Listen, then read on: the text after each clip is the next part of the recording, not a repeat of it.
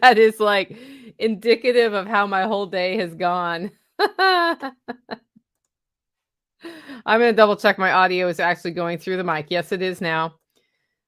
Did you know that this mic, it has phantom power, and if you don't turn the phantom power on, nobody hears me, so that's okay. Spelling. Yeah. Okay, well, I guess I better tell y'all what's going on. We're gonna do a freestyle recording of my podcast. I'm gonna give a break, and then I'm gonna go into it, and I'm gonna leave all the promotional, like, share this around stuff for after that. So let's do it.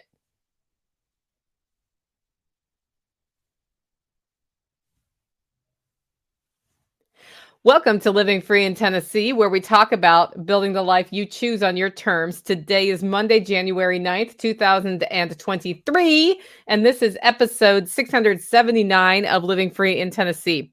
Today's plan, because today had a plan. It had a very good plan. It had a plan that was thought about last night about how I was getting my day done. It's Monday, so it's super busy, and I end with a choir rehearsal. So, like, I got to go when I got to go, sort of thing. And the plan was great, and it was busy, and I brought in Michelle. Those of you on the live stream, you can see my hair is like looking wonky. I just decided to show you what it really looks like when I have a day like this. Got completely derailed this morning. And so I decided rather than sit down and do the podcast I was planning, I'm going to go freestyle today. So if you were paying attention on our social networks, both on Telegram and MeWe, you will notice that I was like, hey guys, I'm just going to record live. Those of you who are on the live stream right now hearing this, if you feel like sharing this out on our social networks, go for it. This is totally impromptu. I have no agenda today about what we're going to talk about. So here's how this is going to go. I'm going to tell you about what happened and why we are doing this way. And then we're going to talk about whatever we talk about today. And then we're going to wrap it up. I will be doing a podcast tomorrow as well. So I will do the Monday podcast that was planned tomorrow. And if you want me to talk about something and you're on the live stream, put it in all caps. I will start it and just work through stuff as I work through stuff. Usually this is now the part where I would thank our sponsors. So rather than have a show sponsored today, because this is like a weird show, I'm going to thank all the sponsors. So the first one is selfreliancefestival.com. Self-Reliance Festival is a great event where we bring at least 500 people together. I think it's going to be more in March. Anyway, March 25th, 26th in Camden, Tennessee. It overlaps homesteading with makers skills, with more tactical awareness, with preparedness, all with the aim towards getting you ready to be as resilient as possible and connecting you with people. That's at selfreliancefestival.com. Tickets are on sale now. Second event sponsor, Living Free in Tennessee, has our spring workshop at the end of April. I believe it's 27, 28, 29 of April. It's a 3-day event, Thursday, Friday, Saturday. Tickets are $500 and they go on sale this coming Saturday at 9 a.m. We usually sell out like that. I got Joel Riles, John Willis, Toolman Tim Cook, Nicole Sauce. I'm doing my famous Preserve It segment. That's right. 4 hours of how to preserve food is going to happen at this event, as well as entrepreneurship. That's over at livingfreeintennessee.com. Yeah, Paul Wheaton from Permies.com. He's the person who had faith in me and reached out and forced me kicking and dragging into adding sponsorships. He's selling his permaculture course for $65. Permies.com/link/LFTN. I think, let me paste it for you in the comments. That's where you can get it. And if you use that link, then he knows I sent you there, and then he knows his sponsorship was actually used. Homestead Consultant. That's somebody you haven't heard of yet, but Ryan Steva, who, if you're in the network, you know who he is, has become a sponsor. He was going to become one in December, but I decided to wait till January to launch this. And it's thehomesteadconsultant@gmail.com. He will give you a homestead consult and has been doing that for people in the network with great feedback. Thehomesteadconsultant.com. He'll give you I think it's 20-minute initial phone call for free if you reach out to him. Agorist Tax Advice has always been super supportive. He was the second person who dragged me kicking and screaming into the world of sponsorship. agristaxadvice.com/LFTN for your free consultation. Brave Botanicals, our friend John Bush. He's freeounceofkratom.com. That's freeounceofkratom.com and freesteading.com, a growing new network where, well, free speech is valued and so is freedom. That's over at freesteading.com. That's all of the sponsors. I will actually do the normal sponsor sets per show this week, but I thought for today, because today totally exploded, that I would just thank everybody. So thank you, sponsors. Guys, if you want to support the show and you don't want to do anything at all other than check out what these guys do, go look at our sponsors, see what they're up to. And if it's something you were going to build into your life anyway, use them because they're supporting us. And that's how we keep our network going. I think it's pretty cool. Okay, you ready for the show now? I think you are. That's right. I love it when Plan B comes together, not the A team. That totally happens here all the time. The ship sails, still keeping it real. That's right. Packrat said, continuing the theme, because I did not have my mic turned on when I went live, because why would I do everything right the first time? So this morning I got up early. I woke up at 4. And when I wake up at 4 and my mind is racing, I just get up for the day because I might as well get some stuff done. So I had time to really look at what the day's plan was going to be. And I got to sit outside under Taj Mahal on my rock wall. And it was warm enough so I didn't freeze my toots off and look at things. I let the dogs out, all of that.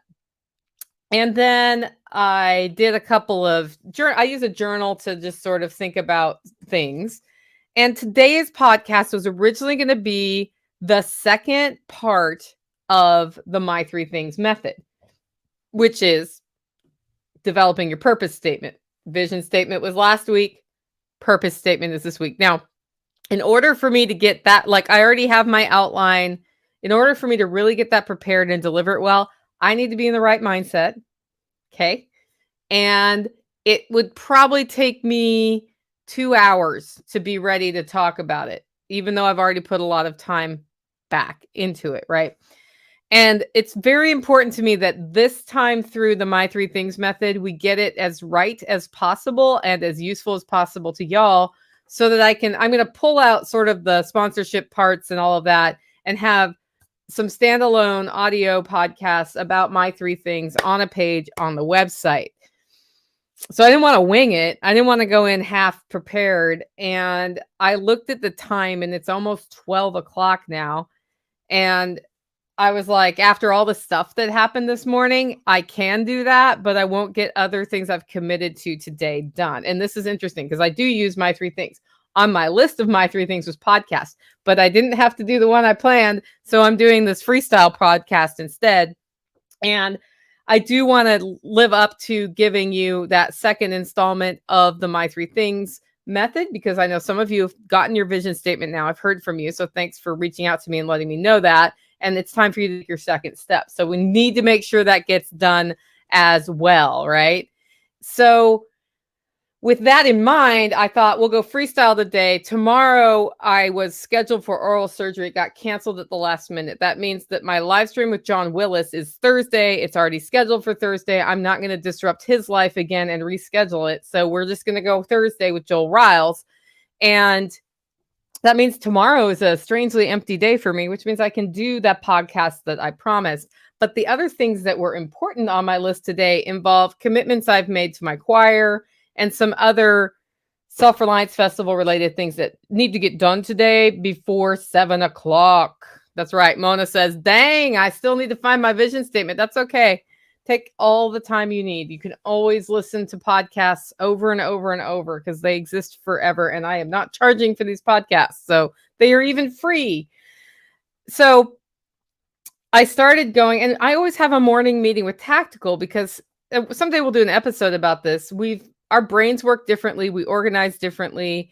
And because we both live on this homestead, there has to be a shared vision for the homestead, and there has to be some agreement of priorities. So we have a daily meeting about what we're going to do today at 8 o'clock, pretty much every day, unless he's up early.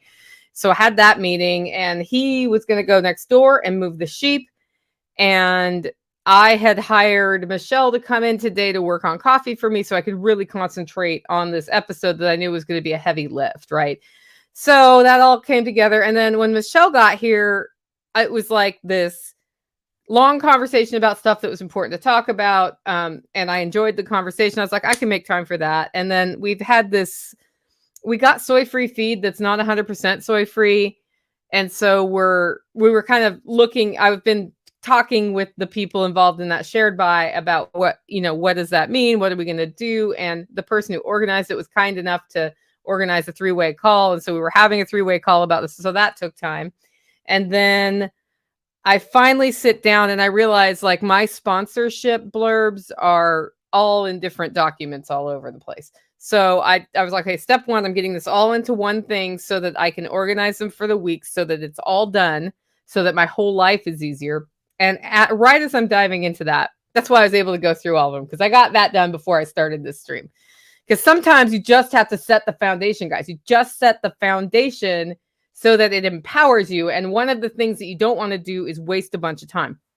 So I definitely spent time doing that. And in the middle of it, I hear the craziest chicken noise, a chicken noise I've never heard. And it was as if a chicken was being attacked. So I stood up in my house shoes and I walked outside, and darned if I didn't look at 2 livestock guardian dogs who are my dogs, who should not be on my property. They live on a different property.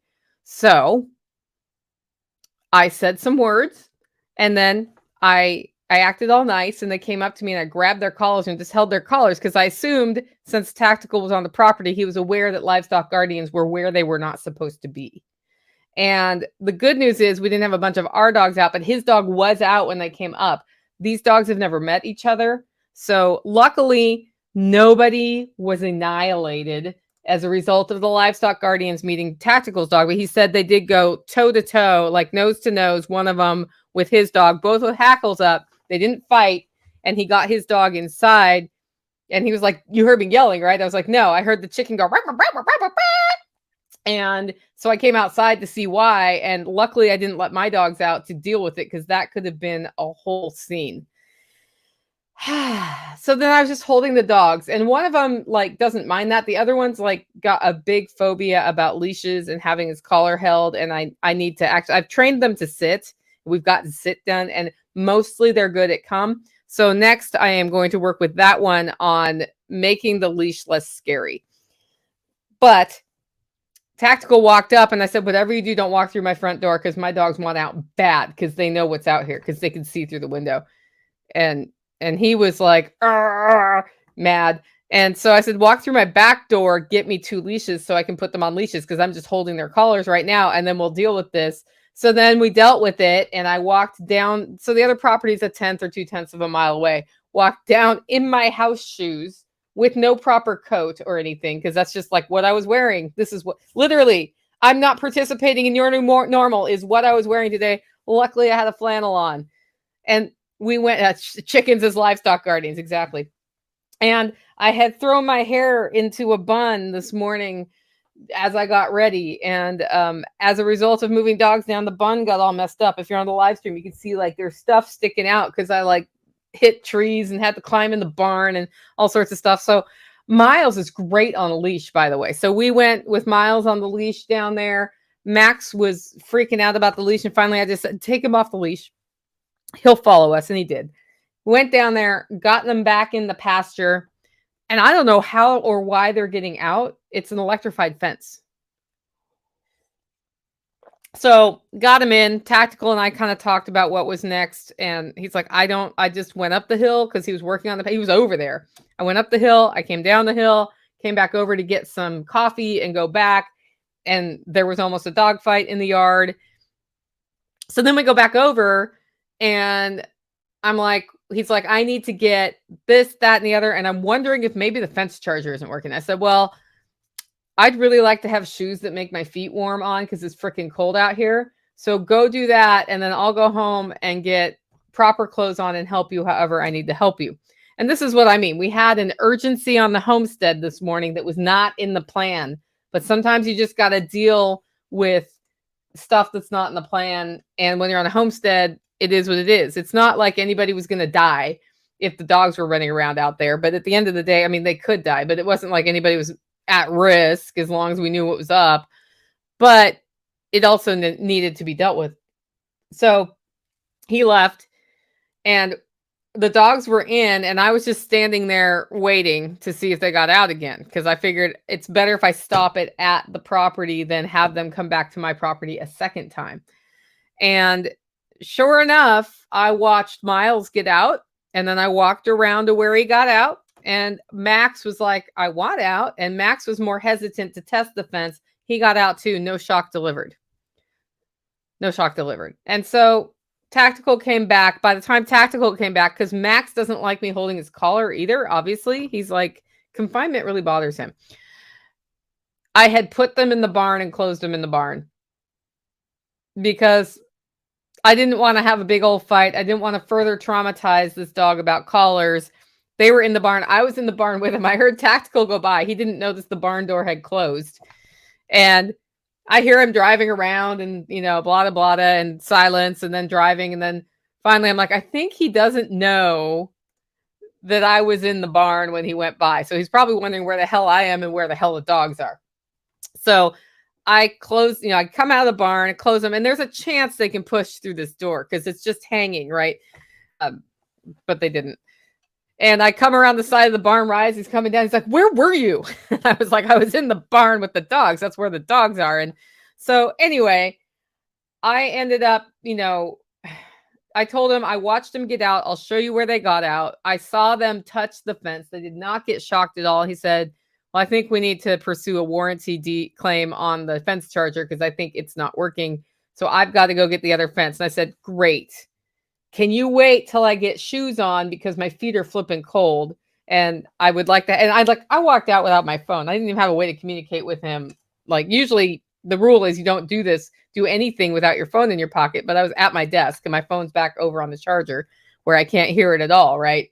So yeah, a homestead is an unexpected thing, Pack Rat, 100%.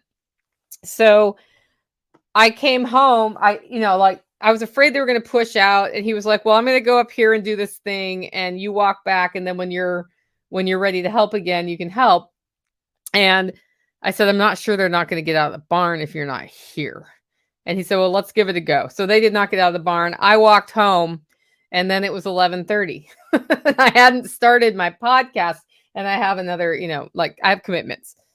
So I kind of sat here thinking, and then I talked to Michelle about some coffee things, and Tactical came back, and I'm like, do you want my help over there some more? And he said, I need 10 minutes to answer that question. And he said, and yes, this fence charger is completely blown out. I don't know why. So it's still under warranty. It's like 3 months old. So we'll switch that out. We have another fence charger. So 2 is 1, 1 is none, right? So the other fence charger is over there. And if you are controlling animals with electrical fencing, extra electrical fencing things is very nice to have.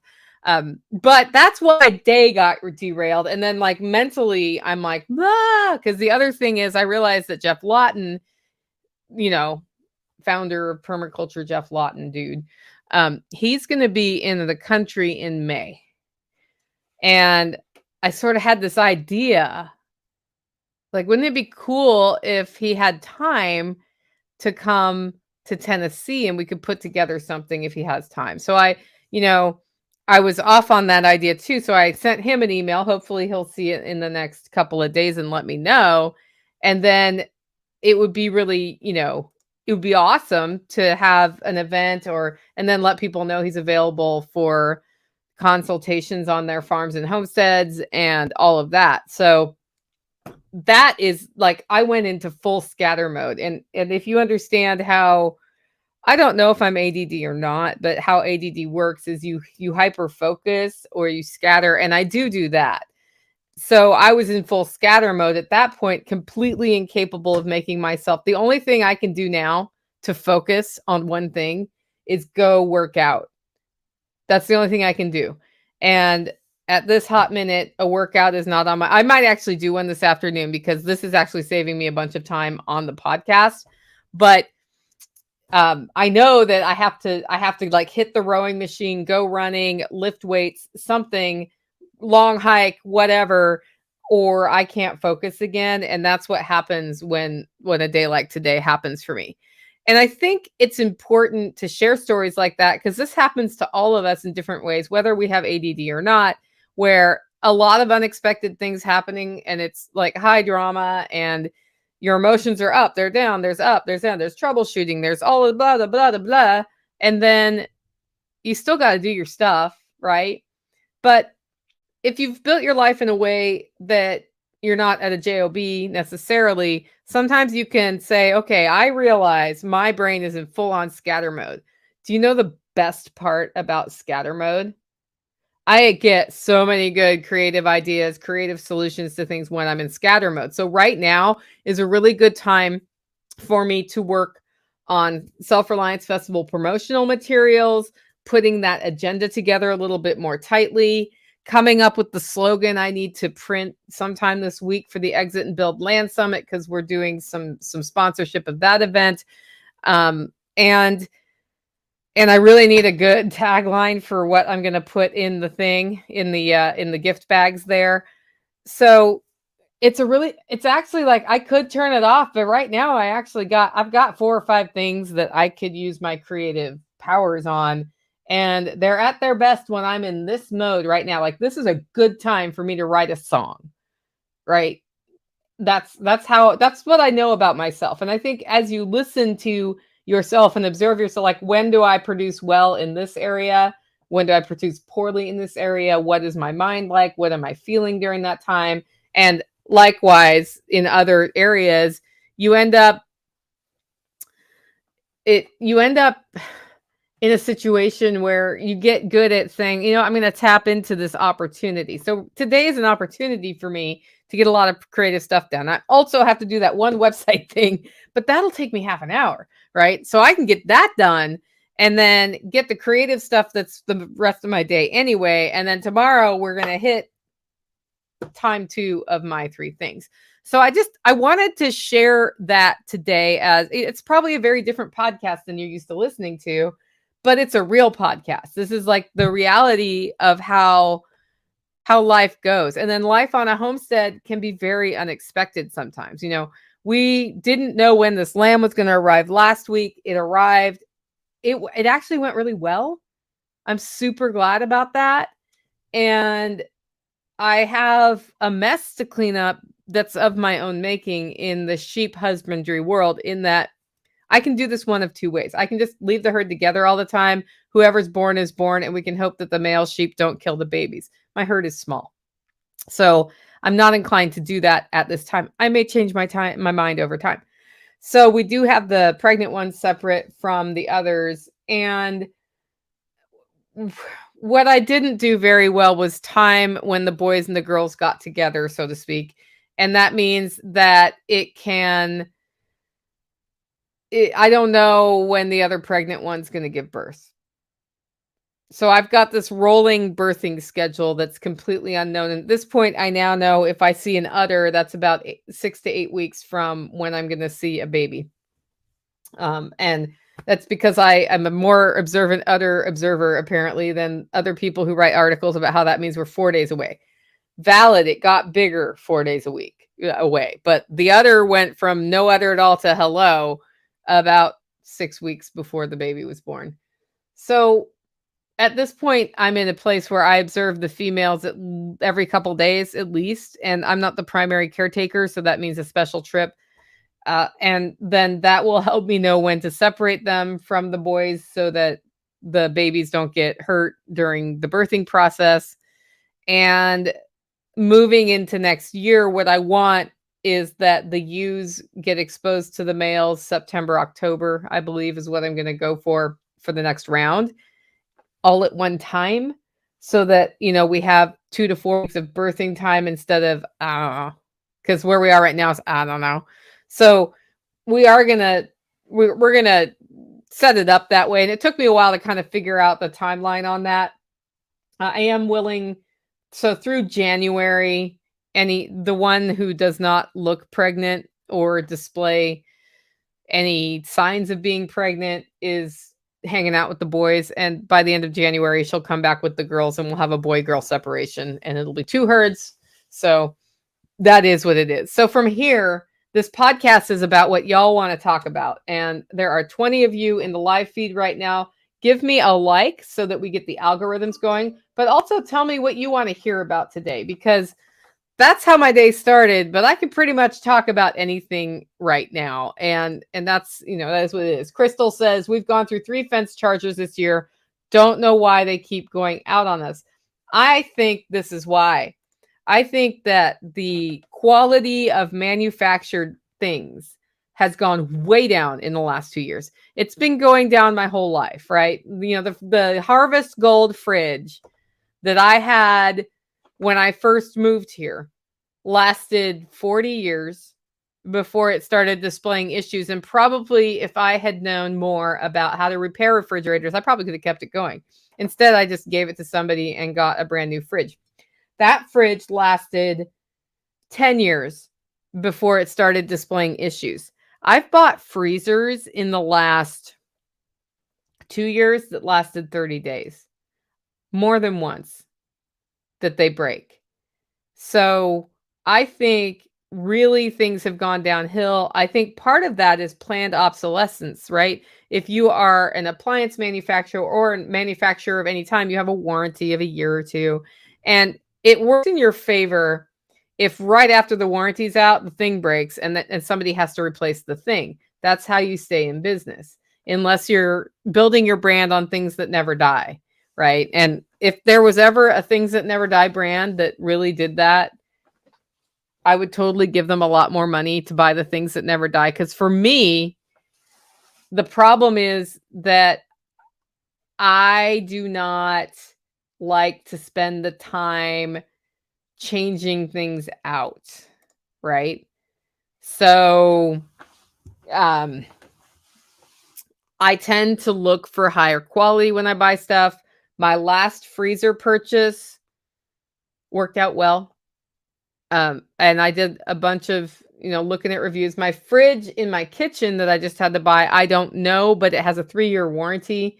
So I took a risk because it had a longer warranty, and we'll see how it goes. I'm not sure it's as well made as my last fridge, but we will see. I also bought a simpler fridge. I used to have, it had all the bells and whistles when I bought it, except for it didn't have door water because I figured my hard water would ruin it anyway. So I didn't go there. So Packrat says, how many people with ADD does it take? Say, do you want to ride bikes? Yeah, that's about right.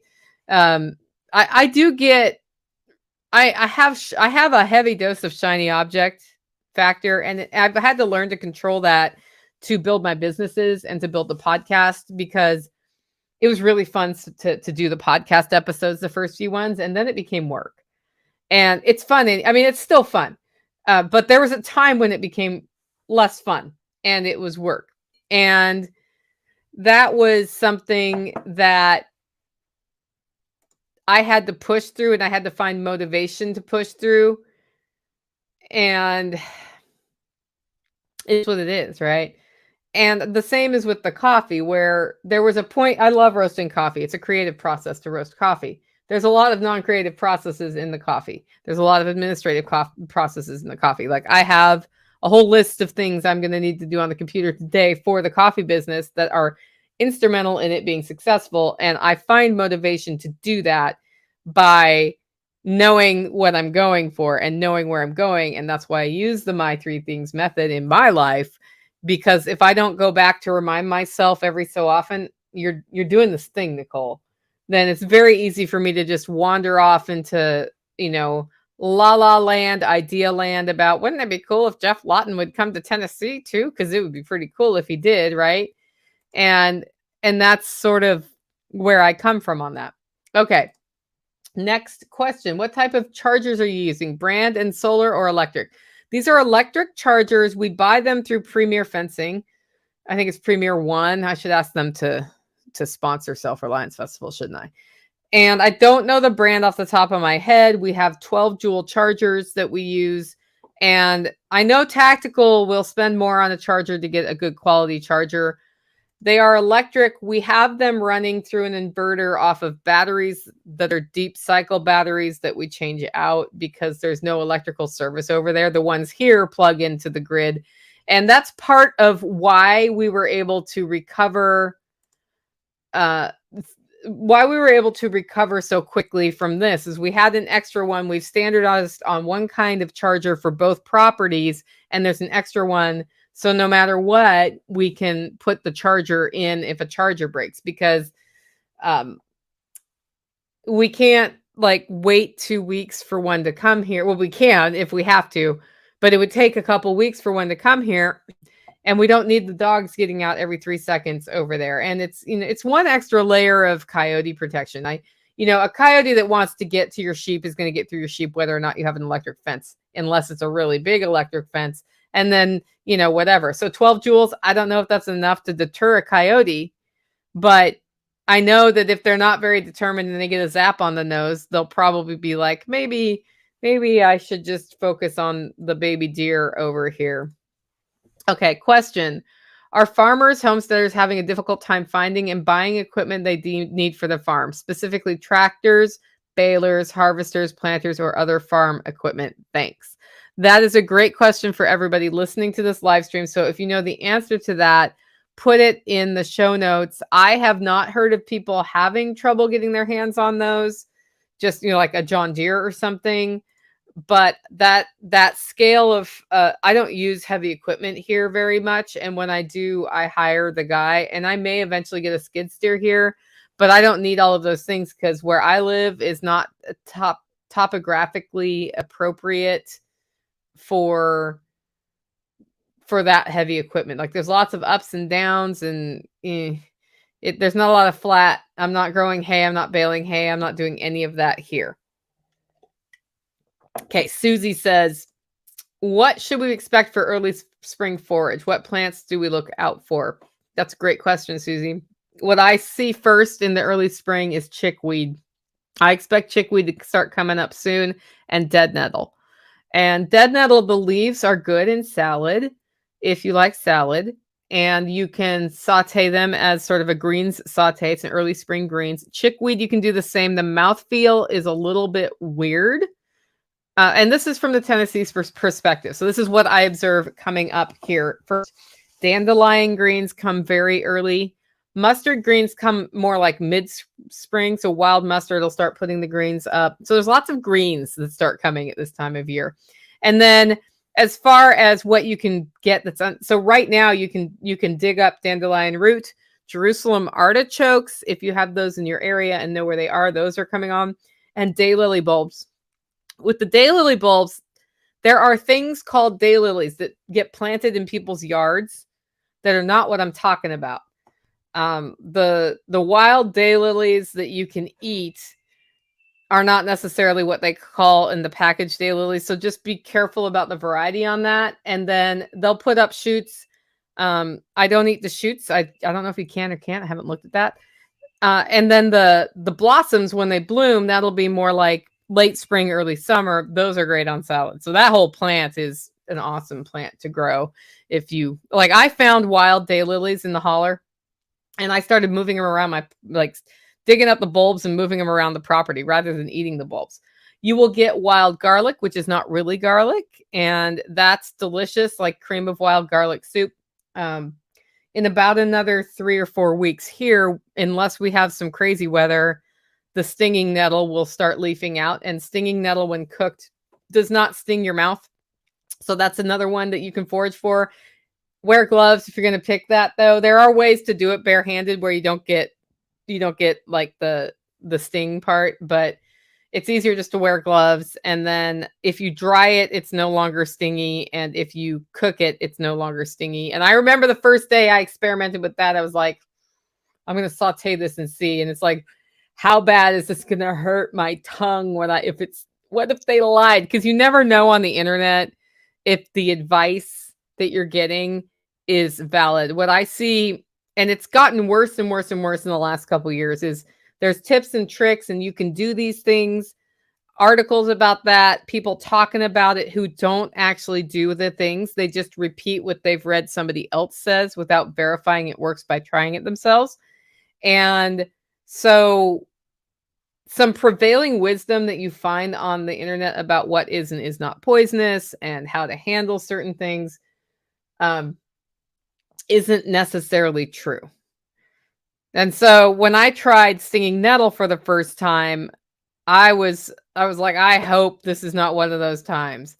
And sure enough, it didn't sting me. And I've had dried stinging nettle in teas. I've used the stinging nettle leaves in soup. I didn't use the stems because they become tough. So do with that what you will. And then I also put the leaves in spring green sautés. I love to do that. Watercress is already coming back here right now. It got knocked back a bit and pulled underwater for the deep freeze we had, but I can harvest it underwater, but I'm just letting it do its thing. It's coming back up. And then I know in my area we are getting oyster mushrooms. So that's what I know will be coming as we go forward. I have the same fridge issues as you have. My husband thinks it's a defrosting. He says he can fix it. And hello, Roy. Okay, well, yeah, so the fridge I replaced is still in my life as the outside fridge because it was spitting out water. And I tried and tried and tried to mess with the defrost stuff and look to see if there was like a plug that was freezing and making it develop ice inside. And it was not. It was clear. Because one of the things I've heard is as fridges age, there's a little hole that when it defrosts, the water goes through and then it evaporates off the water under the fridge. And that's how you keep it from seeping into the floor under your fridge, which is bad for your floor. Well, sometimes over time, those get kind of clogged up and then it freezes and it creates this ice plug. And then when it goes into the defrost cycle, the water just doesn't drain where it's supposed to drain, overflows and gets on the ground. That was not what was going on with my fridge. The fix for that I know that people have done is they've put a wire that heats, like, I guess with an electric charge, don't know if that heats the that plug area, or maybe it's because when it's defrosting, it heats the freezer to melt the ice, right? They must be like tapping into that and putting it where the ice plug forms so that the ice plug will not form. I do have a like on my maintenance cycle, I do clean the coils, like vacuum them out about twice a year. And that's something I learned to do when I blew out a freezer where the coils hadn't been cleaned in 4,000 years. And it was a used freezer somebody gave me, and it just went out. And then I realized, oh, cleaning coils is a thing, and you should do it on a schedule. So then I put it on. I've been developing my maintenance schedules as I learn these things, usually the hard way. So I have a monthly maintenance schedule right now where I keep adding stuff, and then my weekly stuff, I know what I'm doing. And then the half yearly and yearly schedule is coming together. Things like flushing your water heater, all of that stuff can extend the lifetime of things that you take care of on your home and homestead. And that makes a big difference, I think, in the longevity of things. So Roy says, if so, how are they getting by without getting over it? Or getting over it. Okay, so he's wondering if you're not able to get the equipment you need, what in the world are you doing? I can tell you this, Roy. Tactical's car has been at the mechanics for a year now, or almost a year. And he just got a call where they figured out a part they need, and it's going to be March until the part comes. And I asked him yesterday, like, what are you going to do till March? Because he's been using my car the whole time, and I absolutely will let all our neighbors use my car, no big deal. But it's getting a little bit difficult, right, for that. So we kind of talked about it, and he and I are looking at, I have a 1986 Mitsubishi Mighty Max. If you don't know what that is, then you're not old like me. But it's a cute little truck, right? And it's, it gets great gas mileage. And this one, I know the original purchasers, my stepdad, gets great gas mileage, has absolutely no bells and whistles on it, right?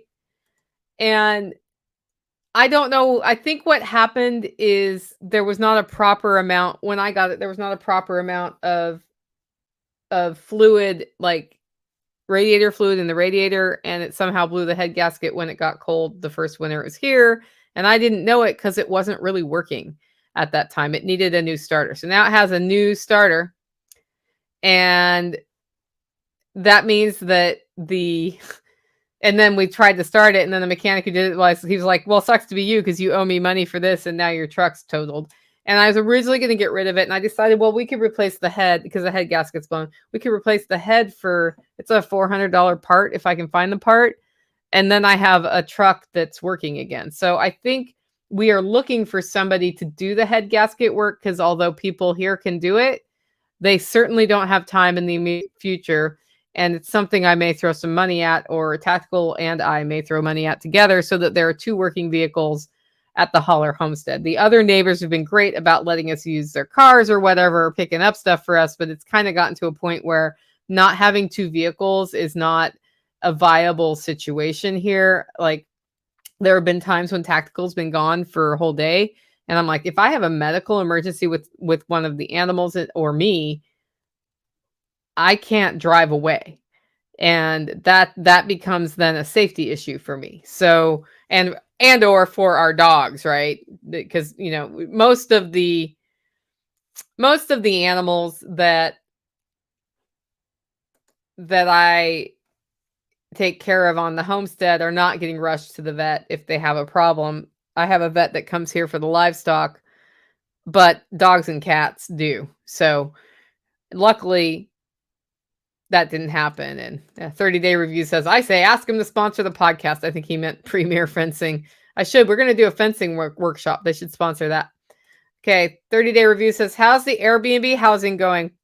The Airbnb housing is going great. It's sort of in a long-term rental situation month to month and you've seen them on the Holler Neighbor live streams, right? Where they are living there, they sold their home, and they're looking to buy another place. And so while they look for a house, they're living at base camp, and they've been such a good addition to the Holler Neighbor community that I'm a little sad they're eventually going to leave. But once they're gone again, I will do that. I will put that back on Airbnb. Well, it's on Airbnb. It's just not available for rent. I need to double check that.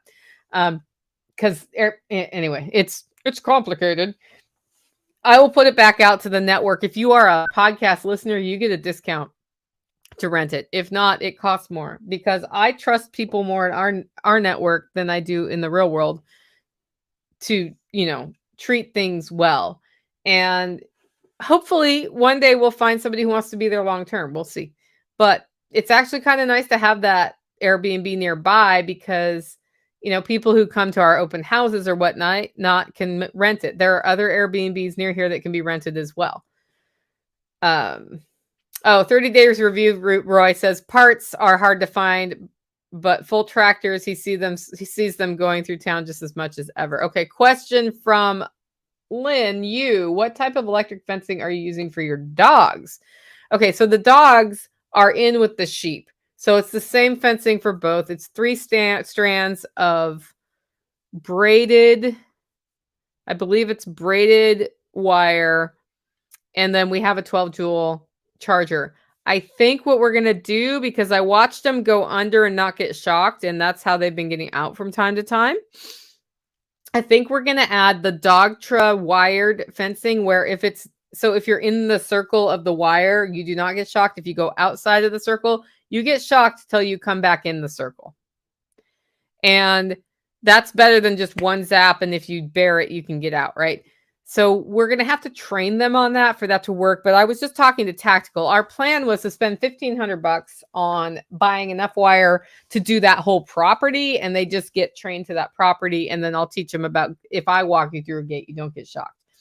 But $1,500 right now is not exactly on our priority. Like, that's a lot of money. So he was saying, well, what if I just hung it with the other fencing? And I was like, actually, that'll work. It's the same thing, because it'll be in a circle, and it's hooked up to collar. So they'll get either zapped by the fence or zapped if they're outside the circle. The deal is I have to train them about the circle. So I need to think about how I'm training them about that if it's also wherever the temporary fence wiring is, and make sure that they associate it with that temporary fence wiring, because that, it's a pain in the butt because it's one more strand to run, but you don't have to bury the variable wiring is what I'm saying. It can be above ground. It just, the solar damage of it being shone upon by the sun will make it wear out faster. I mean, eventually even buried wire wears out. So that sort of is what it is. 30-day reviews says, would you ever start growing trade plants for something down like tobacco? Grid down? I don't know what you're asking there. Would I, for grid down, like things I don't need, but that other people might want to buy from me, would I grow plants like that? I actually had a talk with Tactical because we're going to sell, I have a bunch of brewing equipment, like beer brewing stuff and kegs and all this stuff. And I will, he was like, I've got, I don't know, 10 1-gallon carboys or something. I want to list them for sale because he's quit drinking, right? So he has no reason to brew. And I don't brew, and I don't drink very much anymore. So, and I certainly don't drink beer very often. Like I might have 2-3 beers a year. I will have a beer at Jack Spirko's when we're getting ready for his workshop. And by the time his workshop starts, I don't drink beer anymore. It just it makes my stomach feel overly full. So I stopped. I don't know. Occasionally on a hot day, I want a beer. That's about it. So I said, great. Do you want to hold on that? Because I've got like corgi kegs and some other stuff. We can just do a big old picture and sell it all. And I want to keep 2 carboys. He's like, why? I said, because if I ever need to distill fuel, it's nice to have, I actually prefer going through primary and secondary fermentation in a glass vessel over the bucket.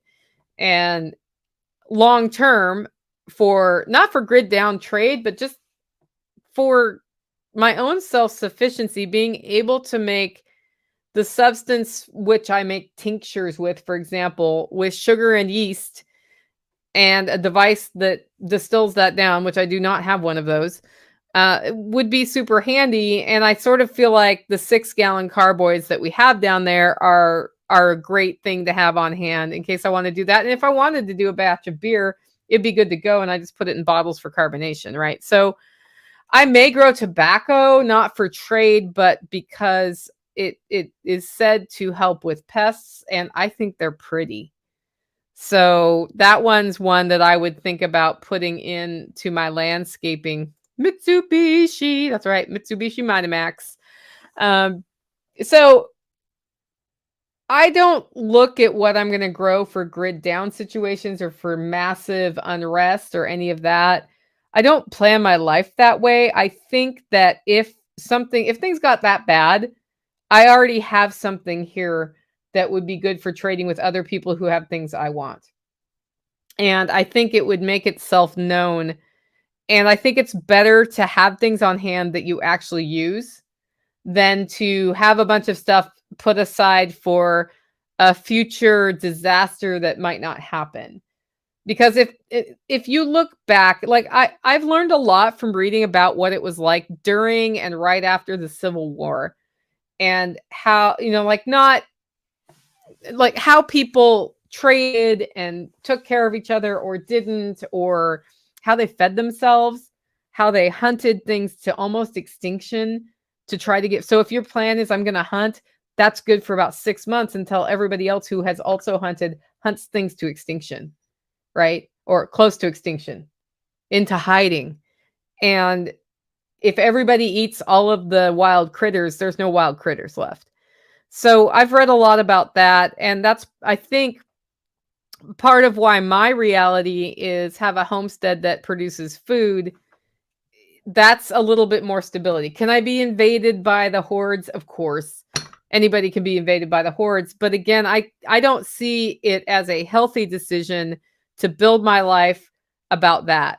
What I want to build my life about is what makes me happy, what helps me build prosperity into my lives, what helps me connect with people who I love, who love me, what helps me build a functional network that supports each other, community as community should be, not as the government says it should be, right?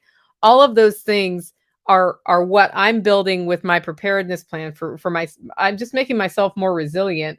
And then whatever comes, I'll figure it out. If I know something's coming, then I will do my best to prepare for that thing. The great example of that was we dropped down to 0 degrees over Christmas, and that's not normal for Tennessee. It happens, but it's not a usual annual thing. And so knowing that was coming, we took additional steps here. And because we are prepared for it to get below freezing, because it does do that, and because we know what it means when it gets really cold and we know what the risks are, we were able to, in a couple of days, by having a shared to-do list, be ready for that by the time it was like, we were to the point I was like, will it get here yet? Because I've got all these great hot burning logs ready to go, but the temperature hasn't dropped yet. And so that's, that's the thing where I don't hedge against having future trades for disasters. I think, if you have food, that's something you can trade. If you have coffee beans, that's something you can trade. And if you drink coffee, then you have coffee beans. If you drink whiskey, then you have whiskey. Whatever it is, there's lots of things people want.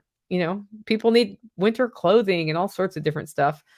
Hunter says people won't have a means of transportation to hunt things to extinction. It's amazing how hunger can make you walk further than you would normally walk. But valid point, not everybody knows how to hunt as well. Although, again, you look back at hard times and people had lost skills during those times too. And amazingly, we're able to learn them again because we are critters who can learn. 400 Willis-SOE time. I don't know what that, 400. Oh, that must be, I don't know what that is. You'll tell me later. And I've already answered that question. Andrea says, I have 3 males and 3 female Muscovy ducks. Do I need to get rid of 2 of the males? I would get rid of 1 of the males personally. That is a lot of males to females. I personally had 1 male and 3 females, and it turns out I have 2 males and 2 females because one of my females turns out was a boy, and I'm letting the males, they're currently not fighting.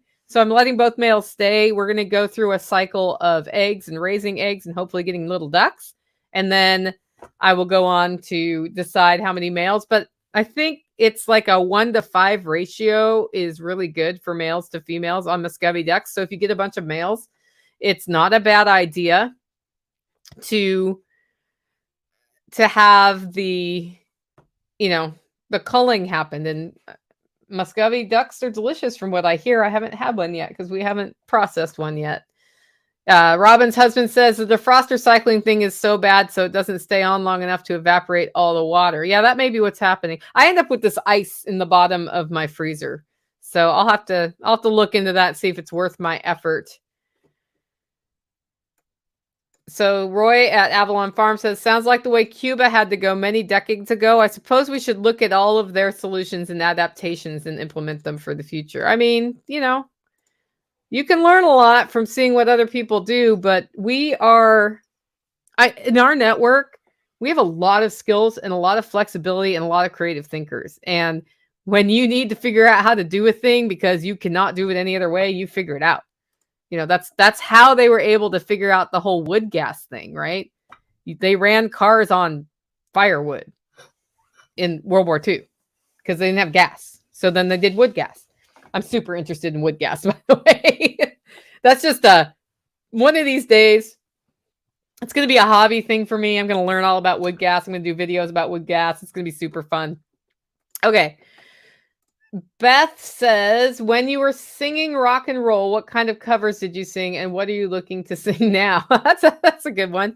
When I was singing rock and roll, I refused to sing covers and I wrote all of my songs. And then over time, as I became, more realistic about if I was ever going to quote unquote make it and wanted to have fun, I just did random covers from time to time. Like I did Voices Carry, which is an old 80s song. And then joined a cover band called Butcher Shop, butchering 80s punk. Right. The rule was you were either brand new to music to play in this band, or you were playing an instrument you didn't play before. So I played bass because hadn't played bass before, and I was a singer. So somebody else was singing on that band. And we played a bunch of 80s punk songs. It was really fun. And, I would like Butcher Shop would open for Sauce, and then I would sing with Sauce. So that was really fun. And what I'm looking to do now is find people to play music with. I'm starting to write more songs. I am actually teaching myself guitar at this point. I may go back to banjo. We'll see. The Scovey is delicious. Good. See, I'm in full scatter mode. This is perfect kind of show for us to do. I'm in scatter mode. And I just love playing rock and roll. So I want to sing more rock and roll and build time for it into my life. And it's actually something that happened on our chat today where somebody who's come to the Living Free in Tennessee spring workshop every year for the last 3 years said I might not come this year because he's still trying to work it out, but it's not looking likely. Somebody asked him why, and he was like, is it time? And he said, well, yeah, it's kind of like time. And I work on building my house on the weekends, and I want to get my house done. And he said a couple other things. And I was like, yeah, we make time for the things that are important to us. Right. And this year, my workshop might not be as important to him as having a home that he and his wife can move into that I think he's very close to having it, move-inable. I'm not even sure. I can't wait for the Sauce album. See, I should probably release those songs like I keep saying I'm going to. It might be difficult to get them back through. I'd worry about them running off. Is that my dogs or something else? Oh, you mean when training the dogs? That's what I mean. So if my dogs get out and it's that closed circle fence, then I'm worried that they won't realize how to get back through the fence that is also the electric fence. So that's why if we deploy that solution, we're definitely going to have some training days on that. If you're not in the circle, you're screwed. And it may involve, I teach them that when these flags are here, that's the deal. And then we either use fewer flags over time, or they manage to associate that with the other fence we put out. But it's very important to me that they understand if you're outside the circle, you're screwed. And you continue to be screwed till you get back inside the circle. That's absolutely true on those dogs. Can you use sheep as work animals for mild tilling like you can goats? I don't know. I've never done that. But I do know that they operate, the ones we have, the St. Croix, and then I have 2 Katahdins, they operate a lot like goats. And they do rough up the ground with their hooves. Goats eat more things than sheep, but sheep eat a lot more. I watched one today jump up in a cedar tree, grab a branch, and start eating that cedar branch. So I'm guessing it's very similar. Pigs are, I never thought of using goats or sheep for tilling, because pigs actually root up and till, and they did a great job of that at my house in one day in the pasture I had them on. And that's when I realized we don't want pigs anymore, because I don't have enough land to rotate them through for it to be reasonable for the Idaho pasture pig and how big she is. So she's going to be moving off of my homestead. I may have actually found somewhere where she's going, but and it was somebody who lives nearby who was talking about getting pigs, and I'm like, here's the deal. I will quote unquote sell you this pig for pig futures. She said, you mean like future baby pigs? I was like, meat. I basically will establish how much is payoff amount for the number of pigs I get, and then I will start buying pigs from you, because I do want to have one a year, but I don't want to raise them. And I can say this, my experience in raising all of the livestock I've raised here, we've raised chickens, ducks, goats, pigs, and sheep at this point. Anything else? Rabbits. My experience with that has been pigs were the fastest payoff for a high volume amount of meat. And that's just good to know, because we had pigs for a year, and about a year in, it was a year and a half in, or a year and a few months in, I had 900 pounds of pork. 900 pounds of pork will feed a lot of people. So with the sheep, we had because they came with the males that could be processed already, we had, what is 6 times 5? So we had 300 pounds of meat about. And I figure this year we'll get about 100 pounds of meat, 60 to 100 pounds of meat off the sheep. And then I'm looking to expand the number of female St. Croix here. And we just had a girl. And assuming she makes it, that'll be one more. I'm actually going to reach out to some sources and see if I can get a few more girls in here. Because I decided it's easier to raise girls than boys, but then we raise the boys for food. And hopefully I can find some partner homesteads where we can actually be a little more strategic with how the herds are. It would be great to have like the homestead that does the boys and then we do the girls, and then a meat thing happens and every so often the stud comes over. That would be awesome. But we haven't put that all together yet. Anyway, it looks like I'm through all the questions for today's show. Thank you for joining me for this freestyle edition of the Living Free in Tennessee podcast. If you like the show and want to support the work I'm doing here, you can do it in 2 ways. One, get your coffee at hollerroast.com, where you can also buy these awesome mugs. The other way is to consider becoming a member. Just go over to livingfreeintennessee.com and click on membership to learn more. With that, guys, go out and make it a great week.